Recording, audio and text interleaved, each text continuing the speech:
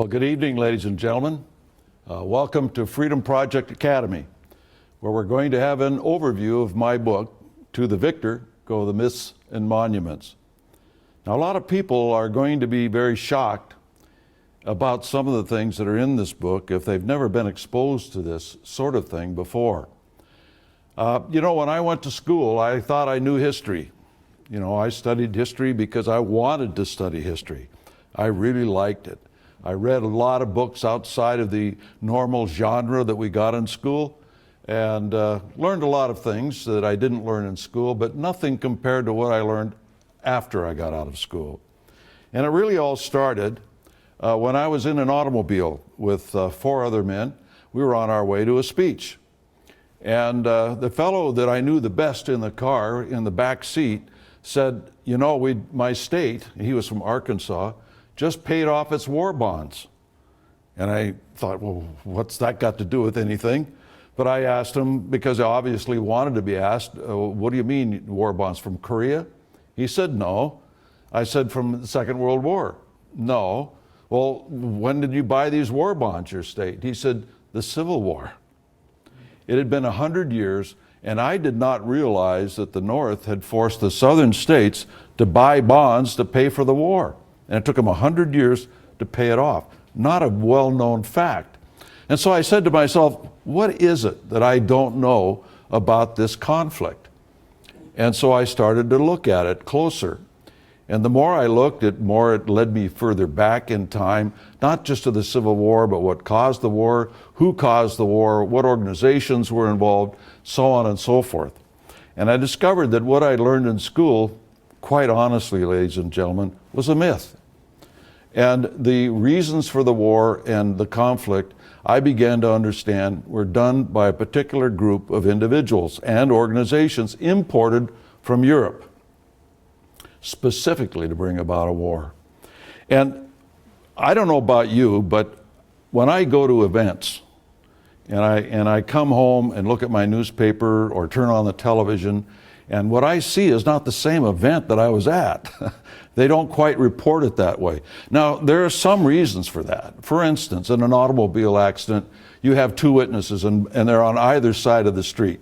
So one sees the accident from that side, another sees the accident from that side, and they both have a different view.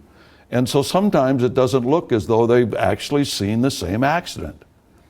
And that is part of the reason why you get a difference of opinion about certain events. Others, they will look at it based on their education or lack of education. For instance, if a Cub reporter is there and he doesn't quite or she doesn't quite understand the candidate, for instance, who's speaking, because they don't have enough background to understand what they're saying, they can skew the whole news story. But then there's a third reason. And the third reason is this. Some of them are deliberately skewing what happened, deliberately skewing what the candidate or the party or the organization stands for, said, so on and so forth. My experience, for instance, in infiltrating Marxist organizations when I was a very young man, showed me that on many occasions, these people infiltrate into the newspapers, into the TV studios. And I could give you names and so on and so forth. But just as a quick for instance, and you can look this up online when you get home, and I actually encourage everybody to get out pencil and paper and write some of this stuff down if you don't believe it.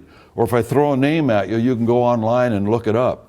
But I knew a young man, for instance, who was the leader in the 1960s of the Young Socialist Alliance, was a very militant organization that got people out into the streets that turned into riots in the city of Seattle. When he graduated, and by the way, his father was the head of the Socialist Workers' Party, which was the Leon Trotsky branch of the communist movement. Leon Trotsky was the rival of Joseph Stalin in communist Russia, and he got kicked out by Stalin, ultimately murdered by one of Stalin's agents in Mexico. They formed the Socialist Workers' Party. This man's father was the head of the Washington State Socialist Workers' Party. When he graduated from the University of Washington, he went to work for the Seattle Post-Intelligencer as a reporter. And soon became the city editor. Now, do you think he might have been a little bit biased in his reporting and his editing? Of course. But that soon became too boring for him, apparently, because he went on to bigger things. And instead of in the streets or in the newspapers, he went on to become a leader in the environmental movement. The man's name is Mark Krasnowski. You can look him up online. I don't know how much of his early career it has, but if anybody's in doubt, I can show you press clippings and everything else. I can even show you his signature on papers saying that he was a member of the Socialist Workers' Party. So it's very interesting. So you have those three things that may happen, you see. It's also the same when it comes to history. There are those that look at it from a different angle, those that look at it based on their education, and there are those that actually do change history in the history books. They deliberately obfuscate and lie about what history really was. And so going back into history and starting to look and following all these rabbit holes and chasing the rabbits down them, I began to put a pattern together of early American history that I had never learned, nor had I found anyone else who had learned it. And that was the beginning of a 45-year time span of looking up facts and putting it into my book, To the Victor Go the Myths and Monuments. And today what we are witnessing is this, a growing distrust of the media. I mean, everybody today is complaining about it. It's so lopsided, it's just incredible, particularly this campaign. Regardless of what you think of the candidates, it's obvious which side the media is on, isn't it, really? Now, this has always been a problem. Most people think that, well, this only is modern, it's always Roosevelt, oh, it was Wilson, oh, it was this, oh, it was that. It has always been a problem in the history of the United States. There's been a bias within a certain segment of the media. In those days, of course, the media was exclusively the press. And so about 10% of the newspapers in the time frame of the ratification of the Constitution were actually on the left, what we would say were leftists. Actually, they were Jacobin, and we'll get into that in a moment. Now, we all recognize the fact that individuals and movements have wanted to rule the people. I mean, you know, whether you're looking at Hitler or Stalin or Mao or Saddam Hussein or anybody else, we know these people want to rule others. Now, how do they get into that position where they wield that kind of power? Are you telling me that a street urchin like Hitler, a low-level thug in the communist movement by Stalin, and Mao Zedong, who was really nobody, were able to put people together to such an extent to propel them into absolute power, that they did this on their own? One man? Of course not.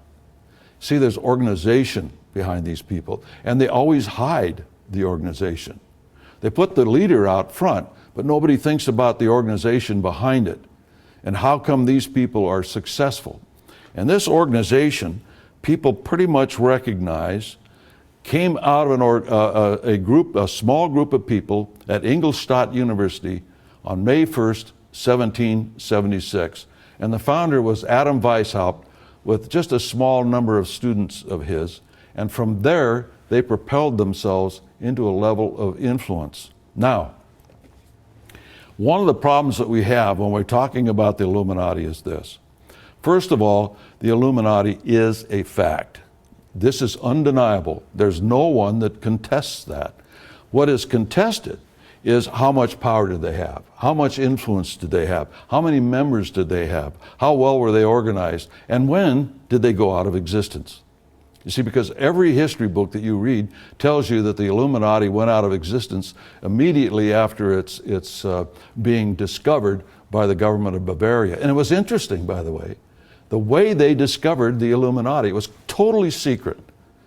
And in those days, you didn't have mail service like we have today. You know, we just stick the mail in the slot and we know somebody's going to come along and pick it up, and in Timbuktu, they're going to get my letter, right? Well, this isn't the way it was back in the 1700s. Particularly if you had really confidential correspondence, you hired a messenger. Or someone, some friend, some family member, someone you bought went out and delivered your package, your letter, correspondence, documents, whatever it was. And they had this Illuminist carrying these documents between key leaders in the Illuminati. Guess what? As he was approaching Ingolstadt University, lo and behold, a bolt of lightning came down and killed him on his horse. It was an act of God. And when the authorities got there and opened up the papers that he had on them, they said, wait a minute, what is this? These people are talking about taking over governments and killing people and developing poisons and all of that sort of thing. What is this all about? So they found some of the members because of these papers and started to interrogate them. And they discovered what the goals of the Illuminati were. And so before we get to the goals, let's talk about society in general. Because as a society exists, they form their own government, do they not? Every society forms its own government and maintains that government as they wish, based on their culture and religion and so on and so forth. In their geography, whatever, and all things that enter into that society, they form a government. We formed a government here with the 13 colonies, didn't we? Based on our culture, based on our religious background, etc. And that's the case it is all over the world, no matter whether it's a free government like ours or less free in most cases. And so society determines your form of government. Now, if you change that society, you automatically change the government within a certain amount of time. It just is an automatic result.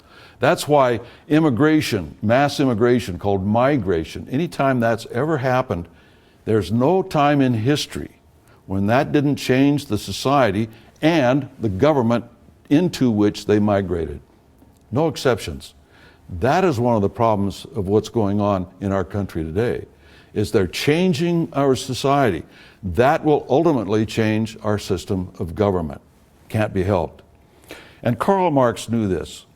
If you read the Communist Manifesto by Karl Marx and Frederick Engels, they state in there that they want a social revolution. They don't say revolution. You know, we think that they want a revolution. They're going to go in the street and they're going to kill a few people and they're going to establish this new government. They know they can't establish a new government unless they change the society. Now, if they don't change the society enough, what do? They eliminate part of the society, like Cambodia. They took whole cities, literally cities, not little towns, not little villages, whole cities in Cambodia, and marched them out into the killing fields and slaughtered them all because they knew they couldn't change that society without eliminating enough people to do it. You see, they've estimated, for instance, and this is historical fact, that communists have said at least a third of the American people will have to be eliminated in order to make communism work in this country. To get rid of those people that will stand up, who are moral people and won't follow communist orders. Just that simple.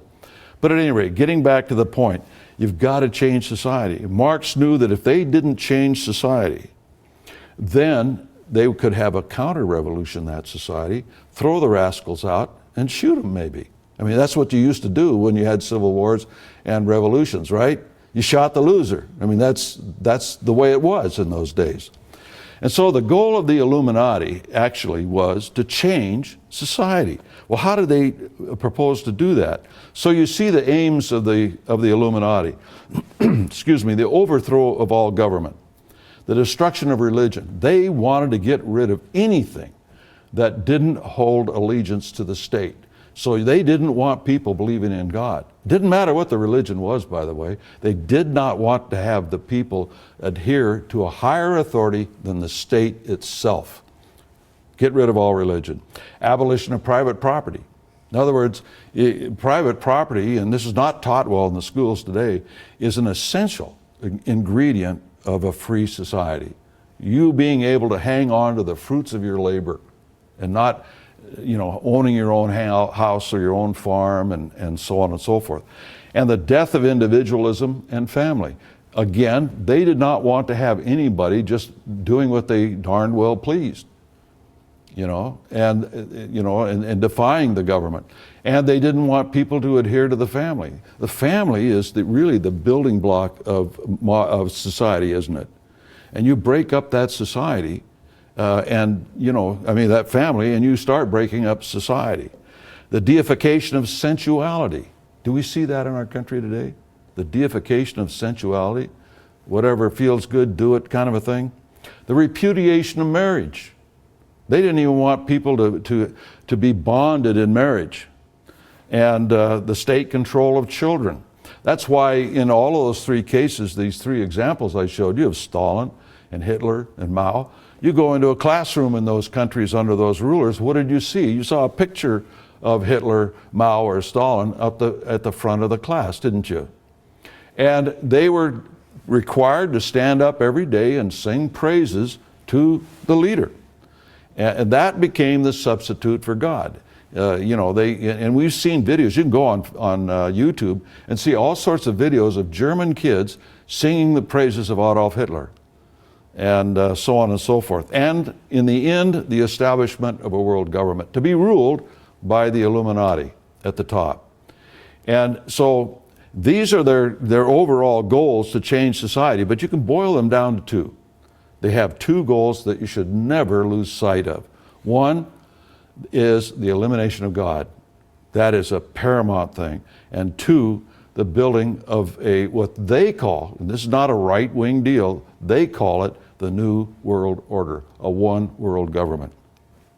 And so these are the aims of the Illuminati.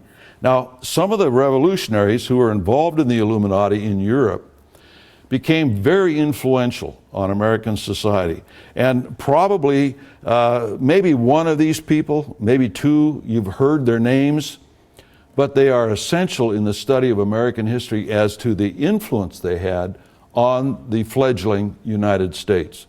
Philippe Bonarate, who was a close personal friend of Weishaupt and tutored by Weishaupt. Krakus Beoff, you can trace Hitler and Stalin directly to this guy. Nazism and communism. Louis August Blanqui, the same thing.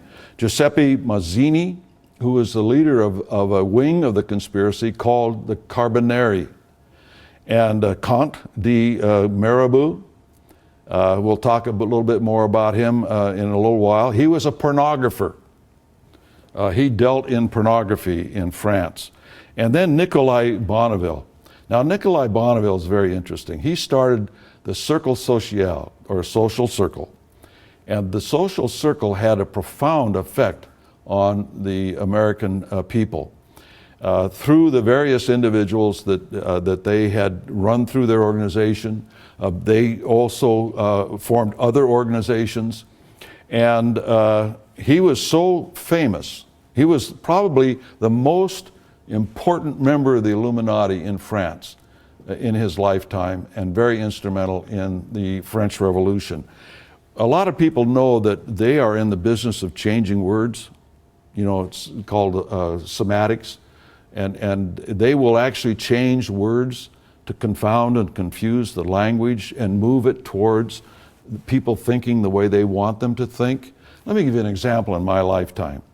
When I was a small boy, when you called somebody square, that was a compliment, because you were talking about the four squares of being a good person, responsibility and belief in God and all of that, the four square. That's what you were. You were a good guy. By the time I was an adult, a square had changed completely to an invective. He was a nerd, right? And so here, good guy, and within 15 years, the same word is bad guy. And that has changed a lot of words in our lifetime. Welfare, for instance, and all sorts of things. You can look in the Constitution. The meaning of the words has changed completely. And this has been by design. And Nicolas Bonneville in the Cercle Social started that process. Interesting thing about Nicolas Bonneville. Nicolas Bonneville, how many here have heard Bonneville Dam, Bonneville Salt Flats? All these things named Bonneville, it's named after his son. And what happened was a man who was an American, who was instrumental in the American Revolution, went to England and started to form Illuminist organizations. And he was kicked he had to flee England. He went into France. They made him, keep in mind, this guy is not a Frenchman, okay? He's not a French citizen. They named him a member of the French Revolutionary Assembly, representing the people. And he was a very close friend of Nikolai Bonneville, and he moved in with Nikolai Bonneville. He moved in and lived in his house for over 6 years. And he slept with his wife. He slept with Bonneville's wife. He was that close. And when the rise of Napoleon came along, who was also an Illuminist, but put in there by the Illuminati, he decided that he wanted to be the leader. This is one of the things that they're always dealing with, these people. Every one of them, they're like the mafia, right? Guy rises to the top and the second guy wants to be at the top. So he bumps off the first guy, right? And that's the way the mafia works. Well, the Illuminati worked to a great extent like that too. So once Napoleon got in charge in France, he started to outlaw all these Illuminist organizations. Why? Because he knew they could take him out. You see, they always eliminate the people that can get rid of them. Hitler did it with the Night of the Long Knives, didn't he? Remember the brown shirt leaders? He was afraid they were going to have a counter-revolution against his revolution, so he killed all the Nazi leaders that he feared. And Stalin did it by inventing a war on terror. There was no terrorism in Russia. They just perpetuated a couple of things, made it look like terrorism, and that way he could get rid of all of his opponents and rivals. Guys that he feared could take over. Saddam Hussein did it the first week. Saddam Hussein, after he came to power in Iraq, got all the Ba'ath Party leaders together and said, now I want you to go out and shoot him, and I want you to go out and shoot him, and so on and so forth. And they had to do it, and they did it. Because they knew if they didn't, it wouldn't just be one dead, it'd be two, right? Both of them. So that's how he struck fear into their hearts and literally took over very, very quickly, totally. But at any rate, this guy is, when Robespierre became the head of the French government, beheading all those people, you know, the Reign of Terror, he imprisoned this man, this American. No one ever knows how he escaped with his life, but he did. And he came back to America, and Bonneville asked him to take his wife and kids to America because he thought he was going to be arrested and killed by Napoleon. So this man brought these kids and the wife back, and he got the oldest son of Bonneville into West Point, and those are the landmarks that are named after Bonneville, Bonneville's son. The man, the American who did this, who was a member of the Illuminati, was a fellow that all of us know, Thomas Paine. Thomas Paine was a member of the Illuminati. Wrote a great thing called Common Sense. After that, you can throw the rest of it away. Most of Thomas Paine's writings after that are used as primers by the communist movement to take people who are basically American in their thinking into rationalism and away from God and building big government. Any rate. Now, the Jacobin movement was imported to America from France, revolutionary France. These Illuminist agents came to the United States trying to take over America during Washington and Adams administrations. And they were controlled by the Illuminati. Now, the interesting thing is, now you can find this out if you look hard enough online, it got so bad that when Philadelphia was the capital of the United States, before they built Washington, D.C., it's about 27,000, 28,000 people lived there. They had a riot of 10,000 people in the streets looking for George Washington to hang him. Now, did you read that in your history book? I sure didn't. But it's there, it's a fact. In fact, Adams, later on, John Adams, when he reconciled with Thomas Jefferson, because they had a falling out there for about a decade or more, Adams wrote Jefferson and said, the only thing that I think saved the United States in that time period was a yellow fever epidemic that hit Philadelphia. And so everybody stayed home. They didn't want to riot anymore. They went home, closed the shutters on their house, stayed inside, and the outside agitators, and there were a lot of them, came into town, as part of this movement, they didn't want to go to Philadelphia anymore and catch the yellow fever. As a matter of fact, Benjamin Franklin's grandson died of yellow fever. He was the editor of the Aurora newspaper, which was a Jacobin newspaper. By the way, this movement, the Jacobin movement, evolved into the Democrat Party. It's just that simple. Whether you like it or not, look at history, go back and study it. That's the way it is. At the same time, we had a Rosicrucian influence on America. The Rosicrucians is a secret society that's very, very difficult to research. It is probably one of the most secretive of those that are known. And I've read all their books that I could get my hands on. And they always say the same things relative to who their leaders were down through the ages. For instance, they had a Council of Three. This is a worldwide Council of Three, mainly confined basically to Western Europe in all respects. And the leaders of the Council of Three, and wait for this one, Benjamin Franklin, George Clymer, and Thomas Paine. Now, Thomas Paine, when he left and came to the United States, he was replaced on the Council of Three by Lafayette, Marquis de Lafayette. Lafayette probably belonged to more secret societies and revolutionary organizations than anybody than perhaps Albert Pike, for those of you who know that name. It kind of went into a hiatus. These men all died and they kind of, disappeared, so to speak. And the second Council of Three was revived just before the Civil War. And the individuals who belonged on that was Paschal Beverly Randolph and General Ethan Hitchcock, who was at one time the commandant at West Point, George Lippard. And George Lippard was a young author, and he wrote a lot of books on history. And they were all fiction, but they were so popular and he wrote them so well that people actually took some of those fictional accounts and actually started putting them in history books, to where these history books were talking about this guy's fiction instead of the real thing. One of them is the Liberty Bell, for instance, that when they first rang the Liberty Bell, it cracked when they read the Constitution of the United States. That's not true at all. But at any rate, he died young, and he was replaced by an obscure attorney out in Springfield, Illinois, by the name of Abraham Lincoln. And so these were the Rosicrucian leaders who had, by the way, moved to the United States. You see, they moved out of Western Europe and moved the Rosicrucian headquarters to the United States. So all these individuals were Americans, you see. And that happened a lot.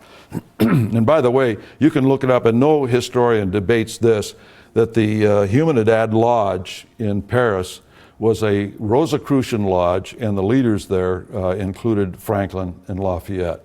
No debate on that whatsoever by historians. Now, there was a tremendous amount of Illuminati influence through institutions on the government and in our society. For instance, I'm just going to cover a couple of them because there's so many and we haven't got the time. But once the Bavarian government had outlawed the Illuminati, Weishaupt had to flee north, and he went north into Göttingen University and was a professor there with a number of other members of the Illuminati. In fact, out of that institution comes all of the racial prejudices of Adolf Hitler. You can trace all that hate the Jews, the Slavs, all the rest of it comes right out of that university in a direct line to the Nazi Party. And out of that instruction there came individuals like George Bancroft. Now, George Bancroft, right after he got his doctorate there, founded Round Hill School, and it became a preparatory school for Harvard. Harvard actually financed it, but he put it together and he ran it. And he had like-minded individuals become part of the faculty of Round Hill School. He went on to become the Secretary of Navy. And as Secretary of Navy, he started Annapolis Naval Academy without the permission of the executive branch or, although he was part of the executive branch, or the Congress. He just started it. And like a lot of things that executives do, Congress kind of, goes along with it. Now, you can argue the merits of doing that. We can all say Annapolis is great, it's wonderful. We need training for our young Navy cadets so they can go on and be great admirals and win wars for us and protect our shores and all that. But it was done illegally, basically. And anyway, he was behind it. The other thing is that there were other individuals who were involved in this process out of Göttingen. In fact, Edward Everett was the first American to be awarded a doctorate from Göttingen University. Now, Edward Everett was a very prominent man. You probably know him because he delivered the Gettysburg Address. Now, I know you think Lincoln did, but the actual address was delivered by Edward Everett for about an hour and a half, and Mr. Lincoln stood up and gave this short little dissertation off some notes he made that we think of as today as the Gettysburg Address. But he was not the main speaker. Edward Everett was. And Edward Everett, right after he left Göttingen, the first thing he did when he came back to the United States was to educate Ralph Waldo Emerson. And Ralph Waldo Emerson, his entire life, was involved in the socialist movement and very much a revolutionary. Now, he wrote some very good poetry. I like his poetry, frankly. I've been to that bridge at Concord, where the shot that was heard around the world, where they actually stood up to the British Army from crossing that bridge. There's that Minuteman statue, and on that statue is that poem by Ralph Waldo Emerson that's so stirring regarding the individuals that stood up to the British at that time. But we know that politicians say one thing, doesn't mean they always do what they say. And that a lot was Emerson. Now, I was taught in school, he was a great poet and all that, Thoreau and these guys, they were great Americans and so on, but they were all socialists. At any rate, a couple of things happened in Europe when the Illuminati was discovered. They developed a tactic that was given to them by Weishaupt, that when they get discovered, they are to dive down and then come up into the surface again under a new name with different leaders, but it's actually still the same organization. And they've done this time after time after time. Most people don't even know that the name of the Illuminati wasn't their original name. It was the Perfectionablists. Hard to say. So they changed their name to Illuminati. But at any rate, what they did was this. They formed something, a network called the German Union. And this German Union was designed to help people, supposedly, with being able to get reading materials and books, magazines, that kind of thing. Because in those days, books and magazines were pretty expensive. Sure, the printing press had come along, but it was still very expensive. So what they would do, they would have a little group, say in a small town, and they would pool their money to get this magazine subscription or this book, and then they would pass it around. Well, they had nearly 500 of those societies in the German Confederation. And as a result, they started to control what magazines could stay in business, what publishers could stay in business, because they wouldn't order the books that they didn't want out there. They would order the books that were written and the magazines published by their own minions. And so over a period of time, over many, many years, they started to influence the thinking of the German people. By the time Hitler came along, they were all prepared.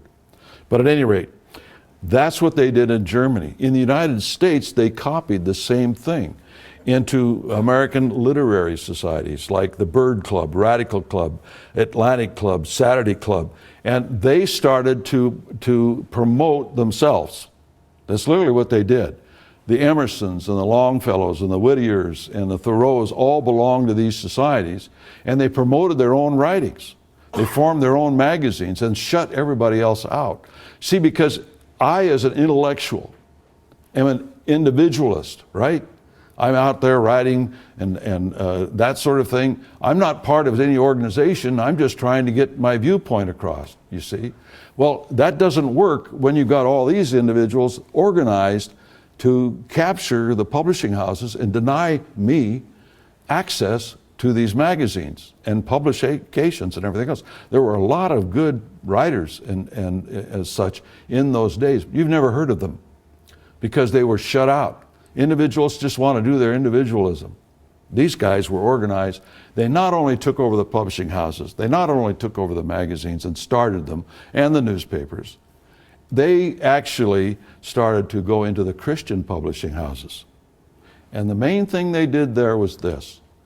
They tried to convince Christians of two things. Being a socialist was really the Word of God. In other words, share and alike and all this charity business, only it's government charity instead of individual charity. They convinced Christians that that was the way to go. But more important than anything, the thing that they did was to convince Christians not to get involved. In other words, don't get involved in this. Do nothing. They wouldn't change any of the scripture. They wouldn't change the Bible. They would just change the mindset of how you read it. In other words, you're supposed to support your leaders. Like, there are many passages in scripture that say that, except it's taken out of context. Cover to cover, it's what? Oppose evil and the consequences of not opposing evil. But they got Christians to stop opposing evil. And that's all they had to do. What is the chief enemy of these kinds of people? It is the religious people, is it not? So do you think they're going to leave the religious people alone? That they're not going to attack them in a way that they don't even realize they're being attacked, that they're taking over from the inside? This has been going on, and that's all I'm going to say of it. I didn't want to get into it in my book because I want you to understand what's going on, and once you understand what's going on, you can make up your own mind, right? At any rate, these are communists who influenced American politics. Karl Marx. Now, how did Karl Marx influence American politics? For one thing, he was the titular leader of the communist movement.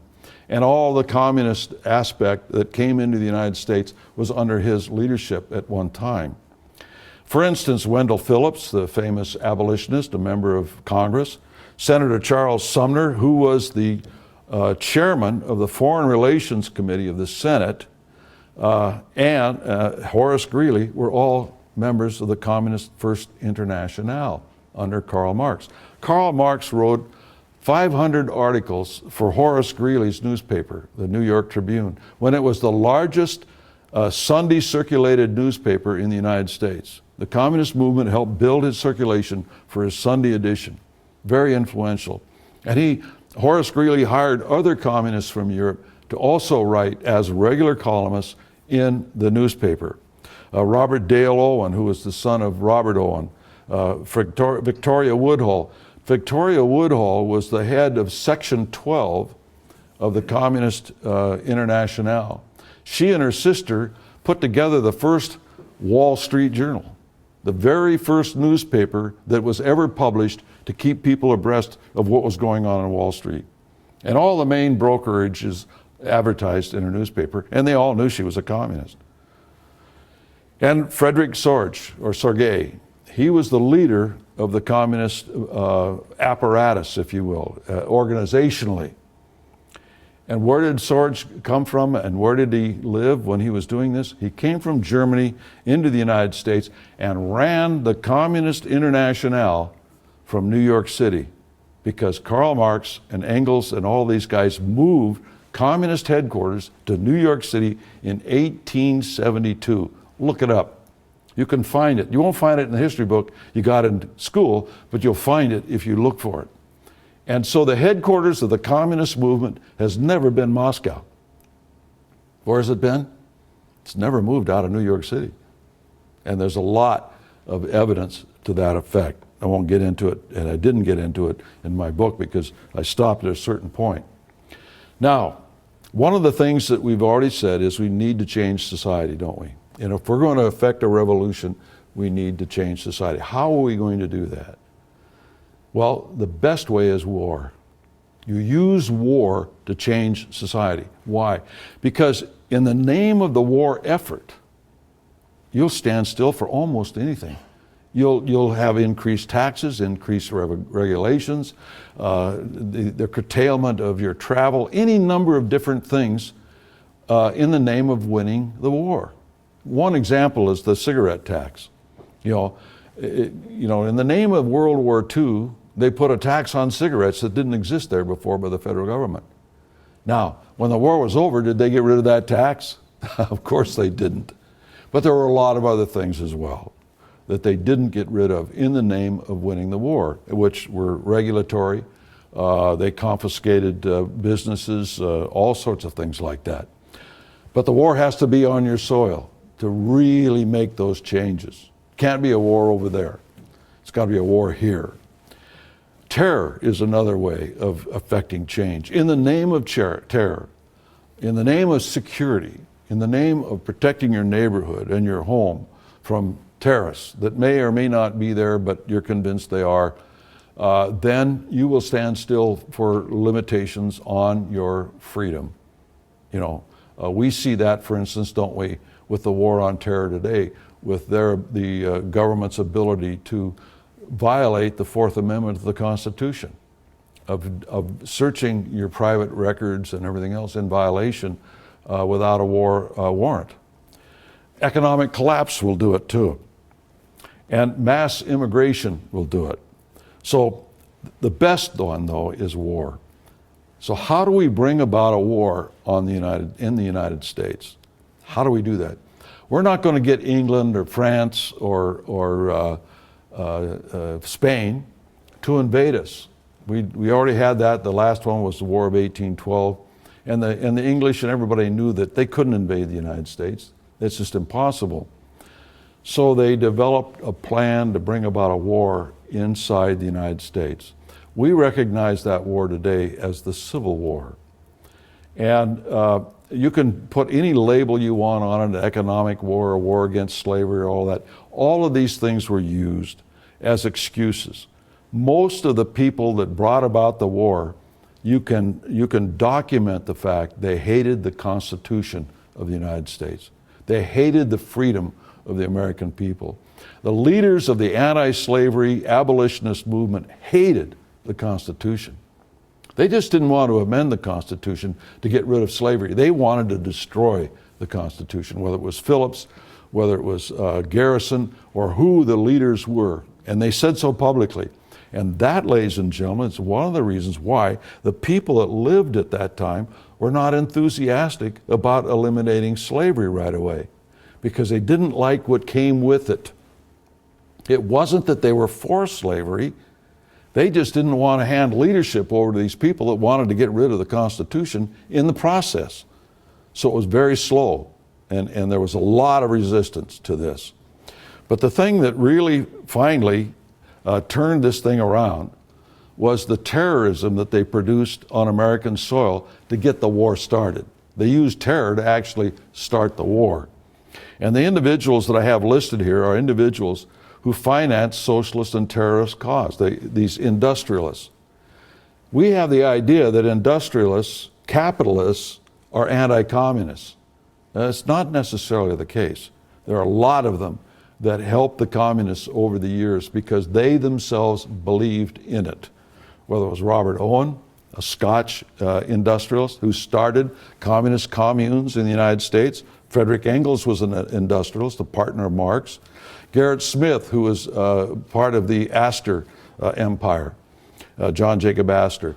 Andrew Carnegie had to leave England because of his involvement in the British Chartist movement. Chartist. And that's just another name for communist. The Chartist newspaper, The Republican, published the Communist Manifesto, the first ones that published the Communist Manifesto in England. Andrew Carnegie was a man who was part of this Chartist movement. Cornelius Vanderbilt. Cornelius Vanderbilt financed that Wall Street Journal that I just talked about. And it wasn't called the Wall Street Journal, but that's what it was in fact. And because he was sleeping with Woodhull's sister. She was his mistress. And so he helped finance these sisters in their communist activities. Now, the chief instrument of communist terror, which reacted the South into secession, was John Brown. John Brown was a communist according to his son, okay?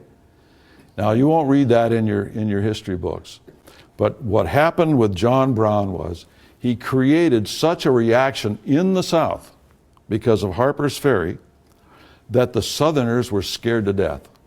In 1850, they had a secessionist convention in the South, and they didn't secede because they weren't ready to secede. But after John Brown, they were, because it showed them, amongst other things, that the Northerners, in their eyes, were ready to kill them all. I mean, literally. And so John Brown was used to create that condition. And the terrorist John Brown was helped by individuals who can trace their organizations directly to the Illuminati through the First International, like Sumner and Phillips and Greeley. Alan Pinkerton, remember him? He's the guy that helped start the Secret Service in the United States. He was the guy that formed the Pinkerton Detective Agency, using the all-seeing eye as his emblem. In fact, the all-seeing eye of his emblem led to the slogan, Private Eye. That's where that came from, was Pinkerton's illuminist eye. The Carbonari under Hugh Phillips, Skull and Bones, for those of you who've studied that. The man who started Skull and Bones was William Russell. And William Russell was named a trustee of John Brown's will. Now, you won't find that in the modern histories of John Brown. You got to go back about 30 or 40 years to start picking up on the fact in these histories of John Brown that William Russell helped finance John Brown and was one of the trustees of his will. Because the thing is, too many people have studied Skull and Bones today, and so if they saw this name connected to John Brown, a lot of eyebrows would go up and say, wait a minute, what's going on here? And the Secret Six is usually the group of people that they claim were the ones behind John Brown. They were only part of it, believe me. And the Brotherhood of the Union, which was led by the Rosicrucian leader, George Lepard. The Brotherhood of the Union was one of the most influential organizations in the United States you've never heard of.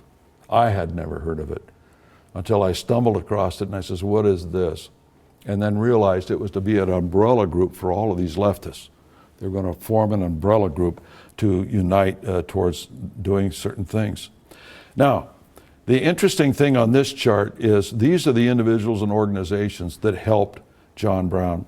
Some of these people had to flee the United States after Harper's Ferry because they knew they could be tried for treason. None of them were. They only tried, and those individuals found at Harper's Ferry, they let everybody else go. And some very big people were involved in the United States government doing all of this. Newspapers. These newspapers, and this is just a few, actually had reporters writing with John Brown, participating in the murder and mayhem and arson, and writing back as unbiased observers to the newspapers about this great saint called John Brown who's trying to free the slaves. And today we see things that are similar, don't we? For instance, we see video on TV where they'll go into a FARC training camp of terrorists in Colombia and show them, in their camps getting trained and all the rest of it. But the Colombian government, for some reason or another, can't seem to find them. But this reporter can, and come in and video them and then leave with the video. Whose side do you think that guy's on? He's not an unbiased observer, you see. He's kind of like the Mark Krasnowskis of the world and that sort of thing that I mentioned earlier. They have a bias, but it doesn't show up in print all the time. And so these sorts of newspapers help propel this idea of this terrorist and what he was doing. And Southerners were reading these newspapers. They were saying, uh-oh, this has gone too far. They literally want to kill us. That's what they're saying in some of this stuff. And the people behind John Brown are getting away with this. It's time for us to leave. And that's what caused them to secede. That's what finally made the mass population of the South to leave. Now, I don't want to leave the South alone without saying this one point. I concentrated on my book about the northern aspect of the conspiracy because the North won the Civil War, right? So it had the major influence on the rest of the country. But we had these types of conspirators in the South. You'll see in my book very prominent individuals in the North and the South who called for the separation of the country into two parts.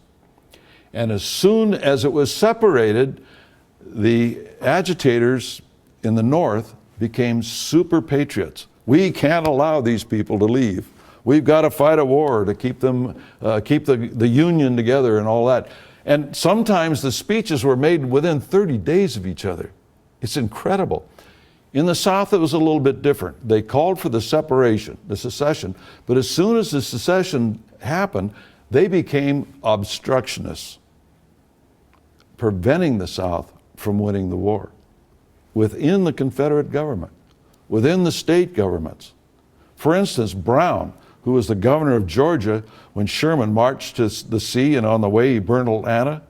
Did you know he had 10,000 troops under his command and he dismissed them, told them to lay down their arms and go home before Sherman even marched into Georgia?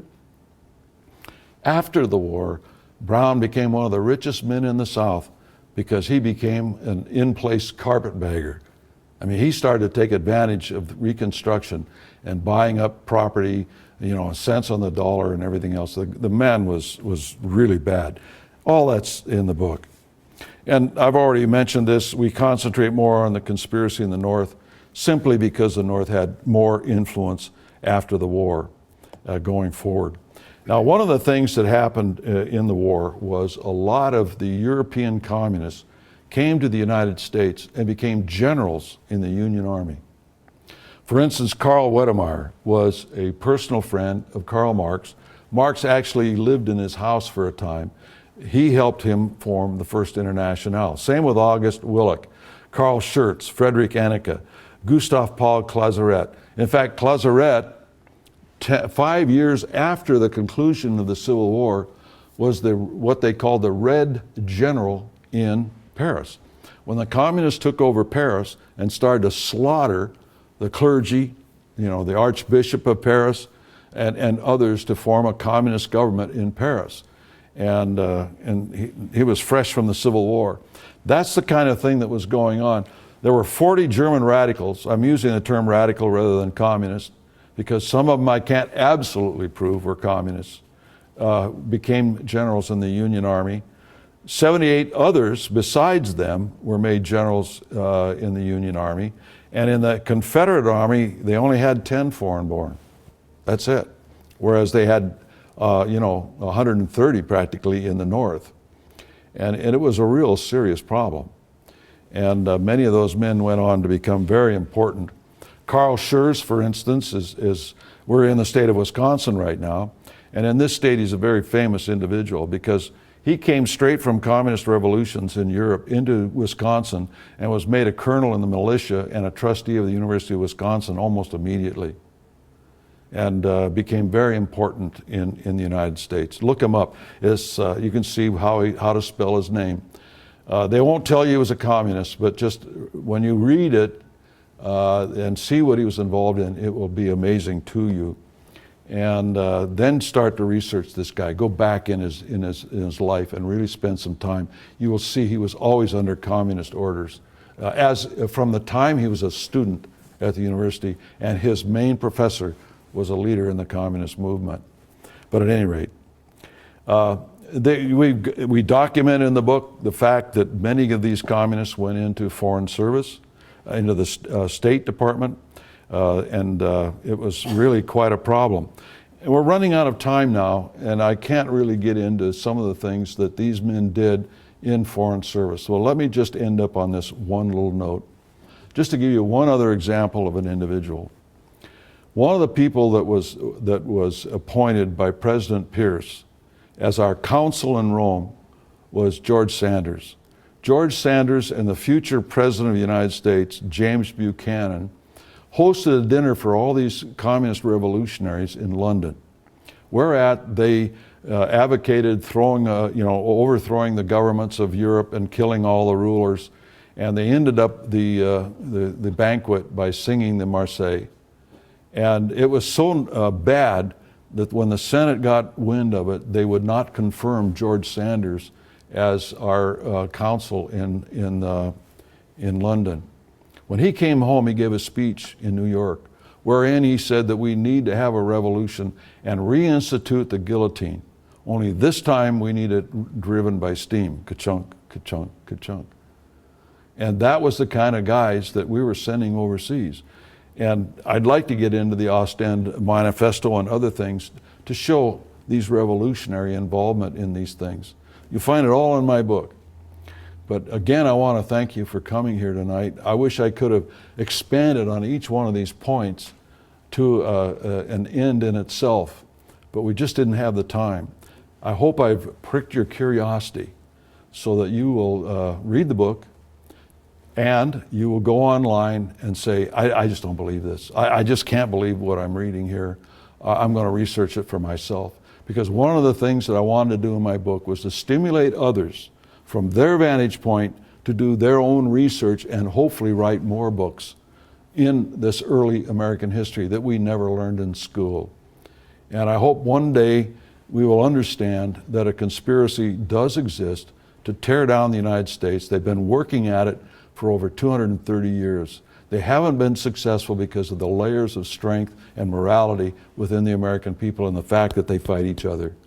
If they stop fighting each other, I hope that never happens, because united they are very strong and it would be difficult to stop them. But we have to stand up. We have to be vigilant. We have to understand the Constitution and the principles on which it's founded. And we always have to keep in mind, we have to remain a moral people. Thank you very much.